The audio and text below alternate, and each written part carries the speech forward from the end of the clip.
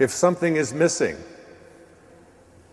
be grateful that you no longer are attached to it.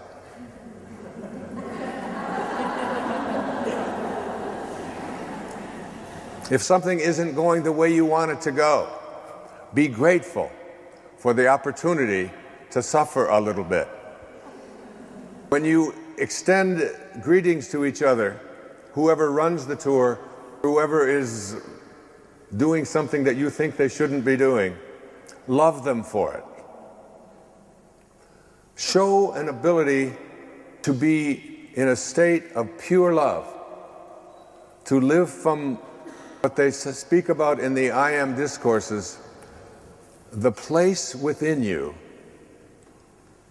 where there is no condemnation, no judgment, and no criticism towards any of God's children. Any place, anywhere. We can, as a group here, we can demonstrate and honor the legacy of the man who brought this little village to world prominence by living it and teaching it and taking it from here and practicing it in our homes. Just us can elevate the consciousness of this entire planet. We can do it. We can live this. And there will be times when we'll be called buffoons.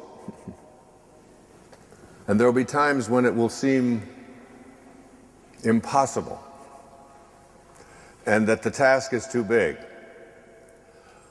But this morning, on my balcony at the hotel, as I meditated, I was told to say what I just said to you, that this is a representation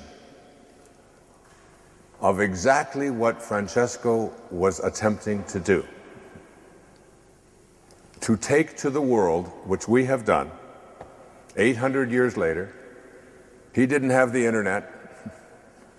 He didn't have television. He didn't have the ways that we have today. But none of that has changed in terms of who we really are. It's not this physicalness that we are. It's something so much more profound. We can extend so much love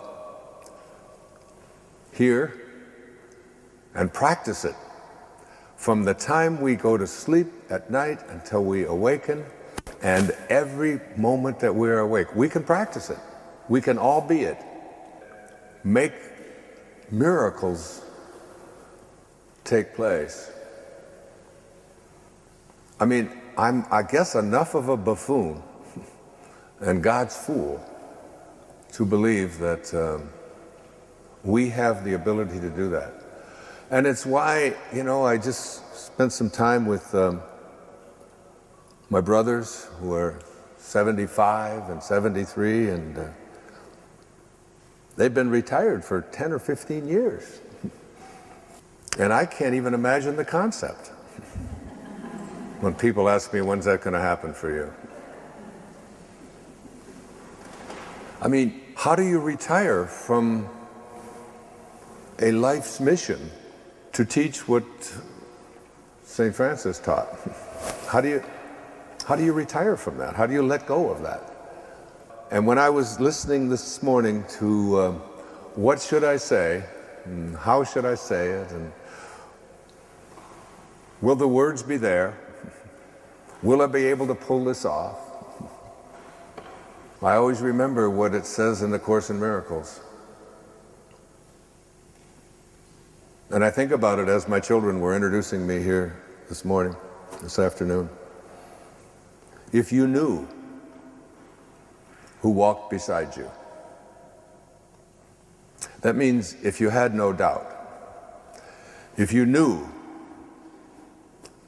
who walked beside you on this path that you have chosen, you could never experience fear or doubt again.